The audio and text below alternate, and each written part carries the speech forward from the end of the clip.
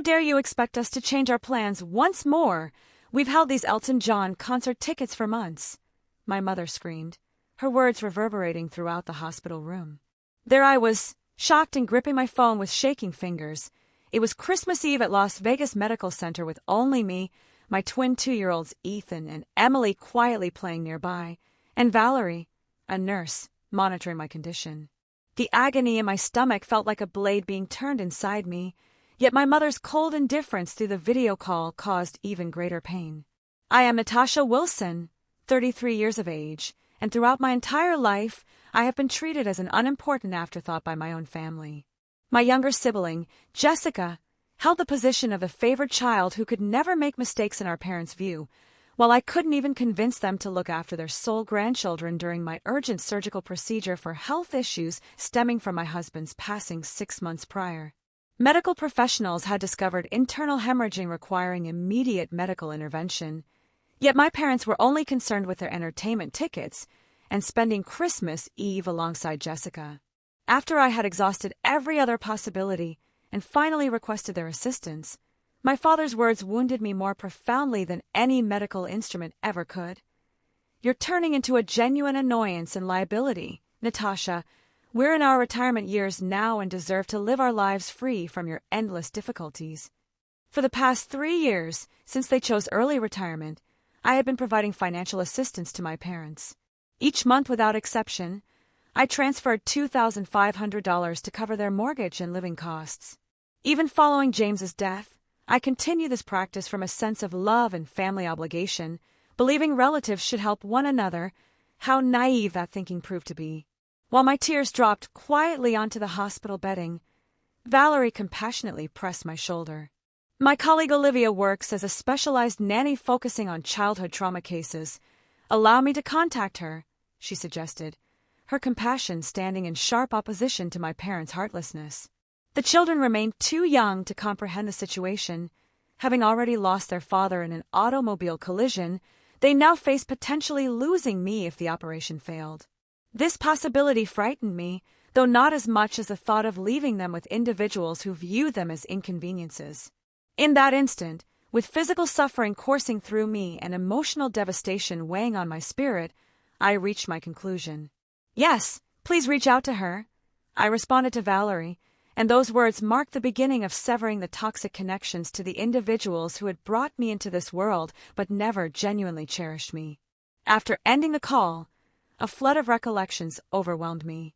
My upbringing had been characterized by being ignored while Jessica captured all the focus. Upon graduating college with academic distinction, my parents barely recognized the achievement because Jessica had landed a role in a local advertisement during that same time period. At my wedding to James, they complained about the ceremony location being inconveniently distant from their residence. Even when the twins arrived, they visited just once, claiming the infants were too difficult for their preferences. James had served as my foundation throughout everything, understanding the anguish of family let down since he'd been separated from his own father for many years. "We'll create our own family unit," he would declare, "one that understands how to show love." And we accomplished this, establishing a nurturing home abundant with joy and understanding. However, 6 months ago, an intoxicated driver took him from us, leaving me to parent our children independently while fighting depression and sorrow. Despite my devastating loss, I maintained my parents' financial support, even raising the monthly sum when they expressed concerns about inflation costs. I wished to exceed their example, demonstrating that family members should support each other regardless of circumstances. The irony felt overwhelming. There I was, bleeding internally and potentially facing death, yet they couldn't sacrifice one concert to tend to my children. Valerie came back with information that her friend Olivia would be there within an hour. "She's wonderful with children," Valerie reassured me. She previously worked with trauma patients at the Children's Hospital before transitioning to private childcare. "What will this service cost?" I inquired, anxiety creeping into my tone. Medical expenses were already accumulating since James's insurance had coverage restrictions. "Don't concern yourself with that presently," Valerie responded. "Let's concentrate on preparing you for the procedure." Yet I remained worried. I considered the $2,500 scheduled for transfer to my parents the following week, funds that could now assist with childcare costs instead. This realization ignited something within me, a spark of self-preservation that had been dormant for years. When Olivia appeared, she embodied everything Valerie had described: compassionate, skilled, and immediately forming connections with the twins. As hospital personnel prepared me for surgery, I reached a decision. "Could you bring me my phone once more?" I requested from Valerie. With trembling fingers, I composed 2 messages. The first went to my bank, terminating all future automatic payments to my parents' account. The second went to my parents. "I will cease providing financial assistance. My children and I merit better treatment than being your secondary concerns. Do not attempt contact again." As they transported me to the surgical suite, I experienced something unexpected amid the pain and terror: liberation. The operation succeeded but left me more debilitated than expected. I remained hospitalized for 5 days, drifting between consciousness and unconsciousness, thankful for Olivia, who had exceeded expectations by staying with the twins in my hospital room during daytime hours and bringing them to my apartment each evening. During one of my clearer periods, I observed my phone flashing with alerts: 27 unanswered calls and multiple text messages from my parents and Jessica. The majority of messages followed a predictable sequence: bewilderment, followed by fury, then frantic appeals regarding their mortgage payment. Not a single message inquired about my surgical outcome or the twins' welfare. My father's final message proved particularly revealing. "You cannot simply abandon us this way. We've arranged a cruise for next month, and the reservations cannot be canceled." My sister's communications differed. She appeared genuinely puzzled. "Mom and Dad informed me you were undergoing some minor procedure. What's happening? Why are they panicking about finances?" It occurred to me that my parents had deceived Jessica about how serious my condition was to rationalize choosing the concert over their grandchildren. I chose to reveal the truth, sending her the complete account while still medicated from surgery. Her reply arrived promptly. "Oh my goodness, Natasha, I was completely unaware this was emergency surgery. They claimed you were being overly dramatic about a standard examination. I would have cared for the twins if I'd understood the situation. I deeply apologize for believing them." I trusted her sincerity. Jessica wasn't malicious. She had simply been raised in circumstances where she learned her needs took priority. Perhaps this discovery would help her recognize our parents' true character. By my discharge date, I had reached several determinations. First, I employed Olivia on a part-time basis to assist with the twins throughout my recovery. Second, I consulted an attorney to prepare legal documents naming a reliable friend as the twins' guardian should anything happen to me, certainly not my parents. Third, I blocked my parents' phone numbers, permitting only Jessica-restricted communication while I evaluated her genuineness. The financial impact of my choice proved substantial. The $2,500 monthly payment to my parents had represented nearly 1/3 of my earnings as a graphic designer. Without this obligation, I could actually manage proper childcare and perhaps begin rebuilding the emergency savings that had been exhausted following James's passing. That evening, lying in my own bed with the twins sleeping across the hallway, I experienced a complicated mixture of feelings. Guilt persisted, the deeply embedded sensation that I was somehow mistaken for prioritizing myself and my children. Fear existed about handling recovery while caring for 2 toddlers. Yet there was also an unfamiliar sense of self-worth beginning to develop. My phone chimed with a text from Jessica. "I just had an enormous argument with Mom and Dad regarding their treatment of you. I'm staying at a hotel tonight. Can we speak tomorrow?" Perhaps I wasn't entirely isolated after all. 2 weeks following my surgery, I was gradually recovering my strength. The incision area still caused painful throbbing when I moved too rapidly, but I was coping better each day. Olivia had been a blessing, arriving every morning to help with the twins while I worked remotely. My graphic design clients had shown surprising understanding about my restricted availability, and I felt grateful for remote work that enabled me to remain close to my children. Jessica had visited twice, bringing nutritious meals and spending time with the twins. Our discussions began cautiously, but eventually she shared her own experiences with our parents. "They always portrayed it as though you were choosing to distance yourself from the family," she confessed one evening while we observed the twins playing. "I never understood they were driving you away.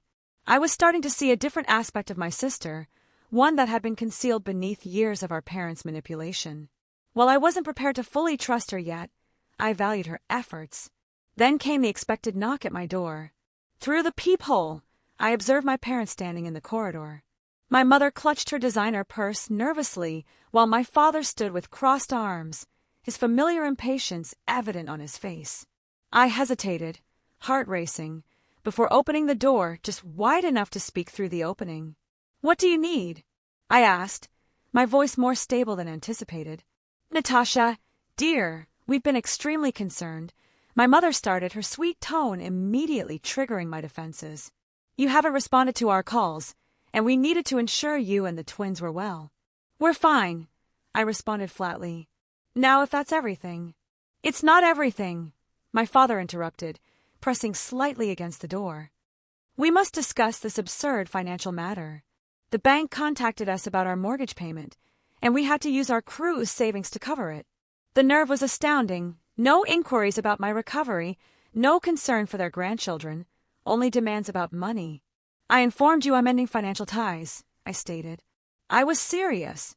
"But sweetheart," my mother pleaded, her voice rising in pitch, "we've grown dependent on that money. Your father and I modified our lifestyle based on your promise to assist us."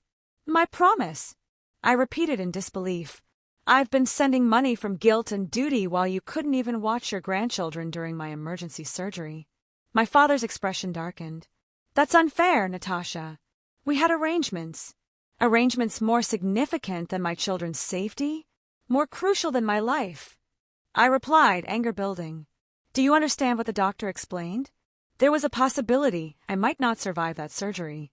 Did you even bother asking?" Their silence provided sufficient answer. "We made one error," my mother whispered dramatically. "Are you truly going to penalize us like this? This isn't punishment, Mom. This is consequence," I said, feeling strange calmness take hold.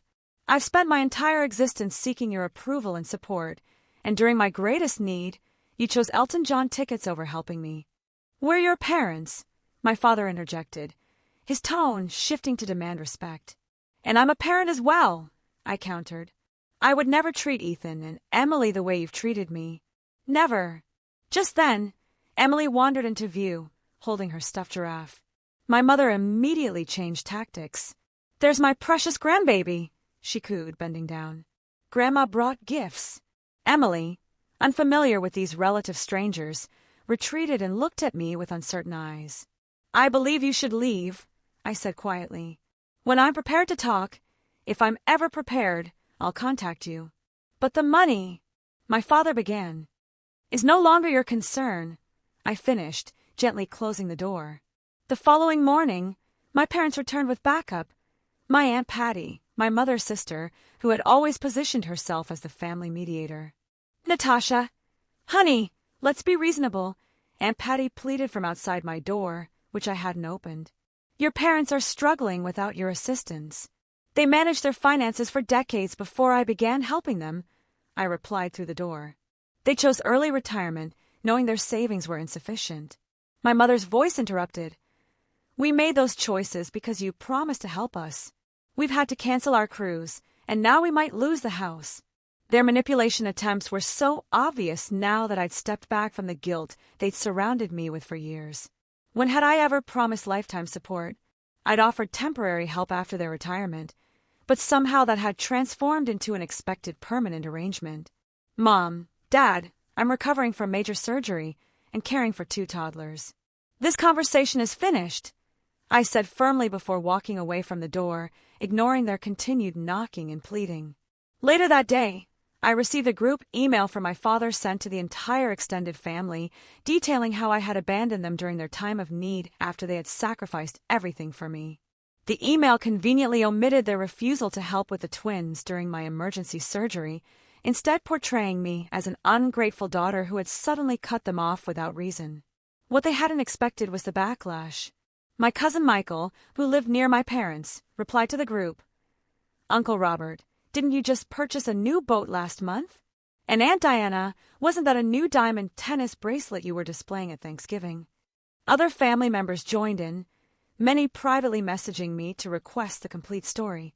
Even Aunt Patty called me directly after learning the truth.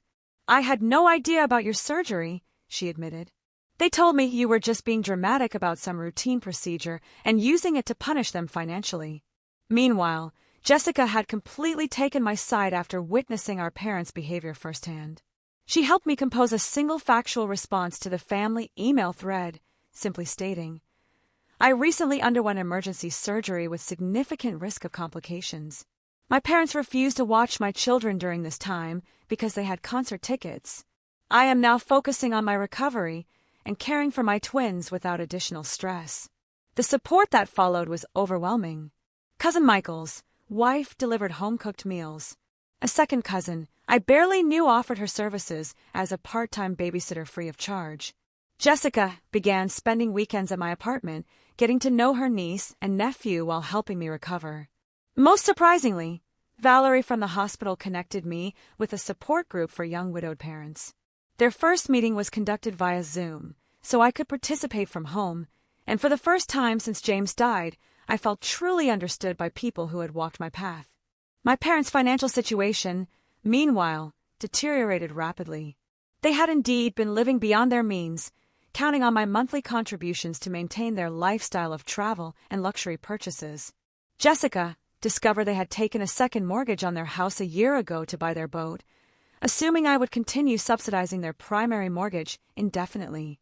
"They've been deceiving everyone," Jessica said, shocked after helping them review their finances at their request. "They're not impoverished, they're just overspent. They'd be fine if they sold the boat and vacation timeshare."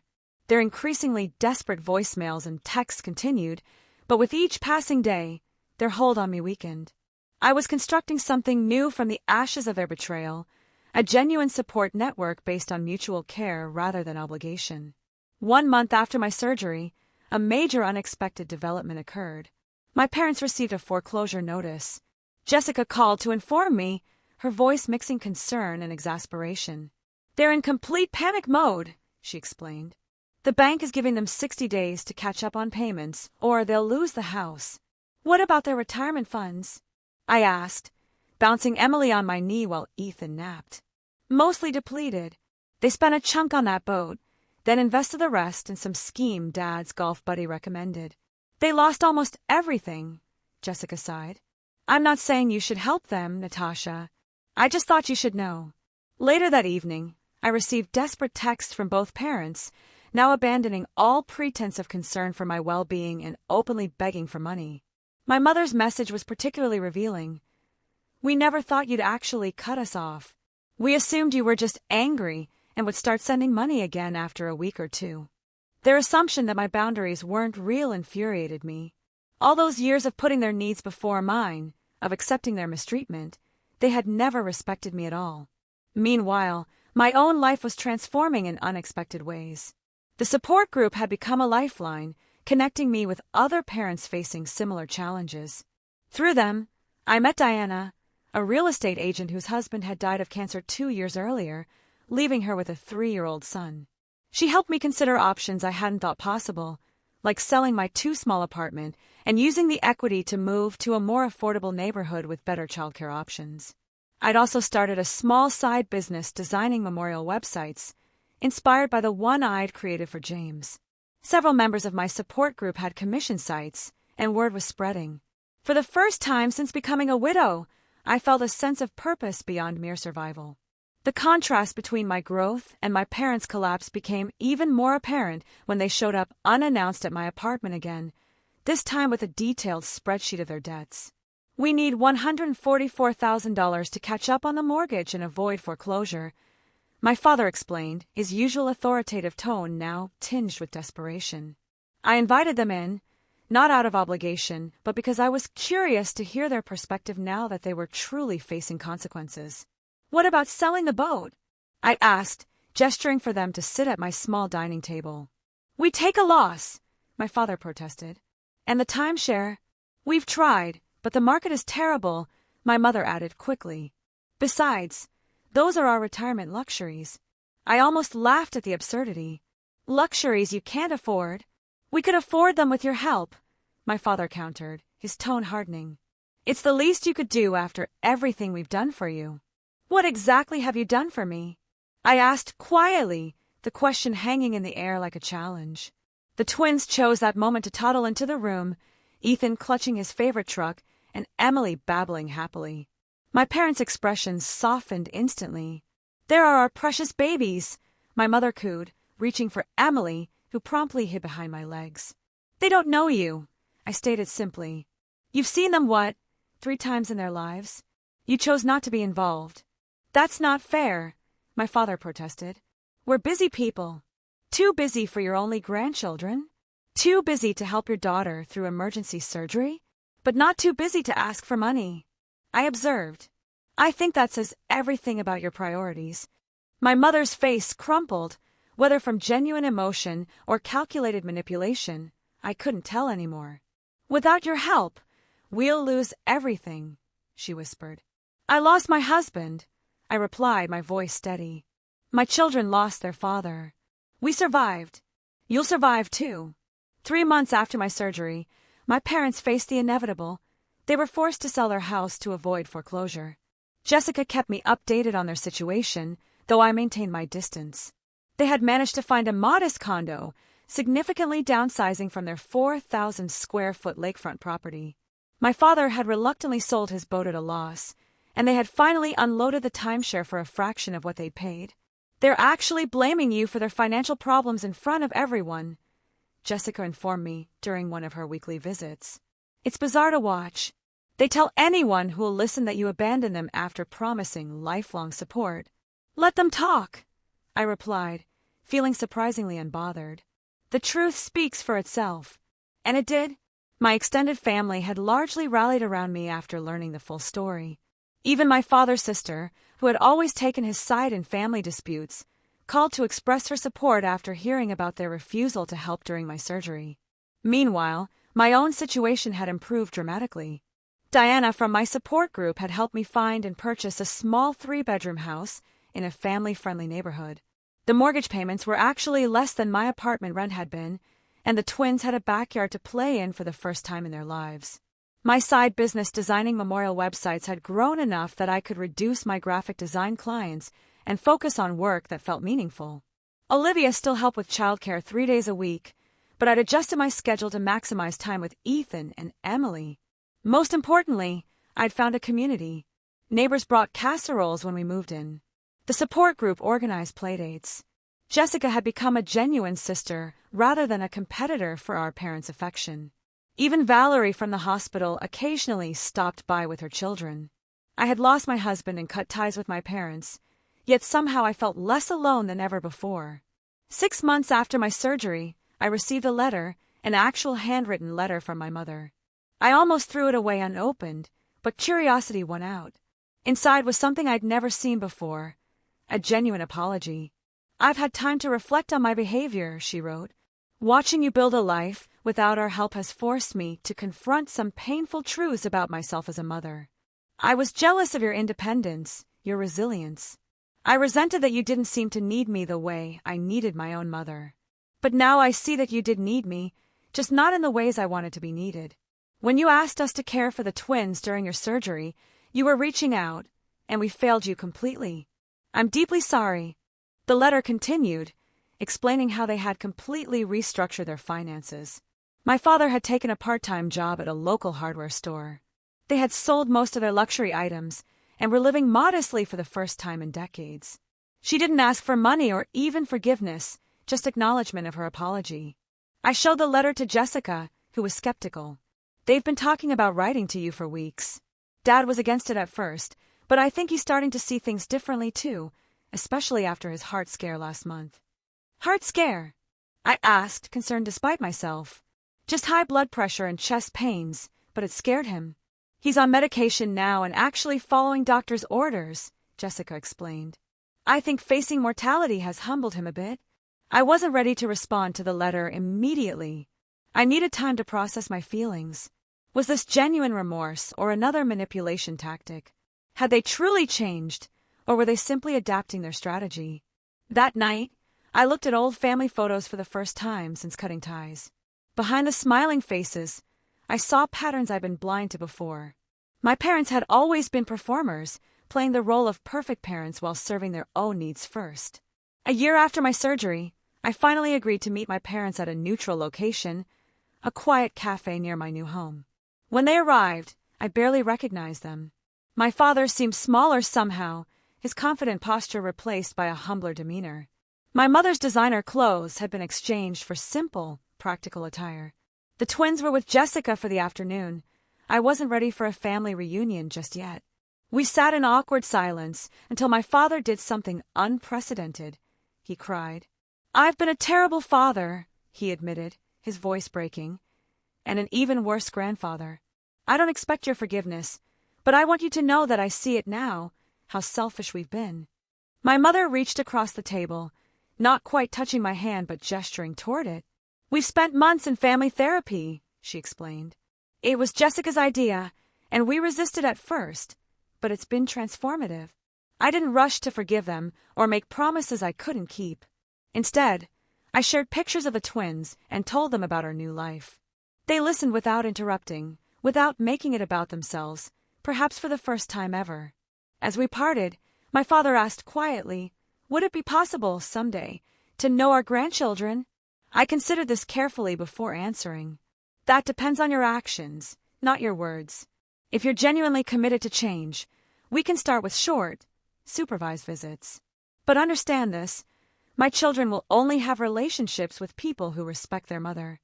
Walking away from that meeting, I felt neither the crushing weight of obligation nor the burning resentment that had defined our relationship for so long. Instead, I felt something new, the calm assurance of a woman who knew her worth, who had created boundaries, and would enforce them without apology. Whether my parents could truly change remained to be seen, but I had already transformed from a daughter desperate for approval into a mother fierce in her protection and clear in her expectations.